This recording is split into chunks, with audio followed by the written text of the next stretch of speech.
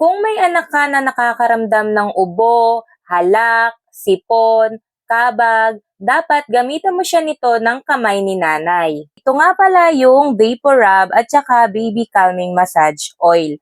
Ang ginagawa ko nga pala is pinapahiran ko yung anak ko nitong Vapor Rub ng 3 times a day. So sa umaga, sa hapon, o di naman kaya sa gabi. Tapos inilalagay ko lang siya sa dibdib, sa likod, sa talampakan. Tapos makakaramdam na yung anak ko ng ginhawa sa katawan. So makikita nyo, all organic to. Ang amoy niya is lavender scent, kaya hindi masakit sa ilong. After noon, mga 2 to 3 minutes interval, pinapahiran ko siya nito o hinahaplasan ko ng baby calming massage oil ng kamay ni nanay. Ang kagandahan nito is napapakalma niya yung anak ko, kaya kahit masama yung pakiramdam, is nakakatulog ng ayos. Kaya naman para sa mga nanay natin dyan na mayroong anak na may ubo, sipon, halak o kaya naman kabag, bumili ka na nito.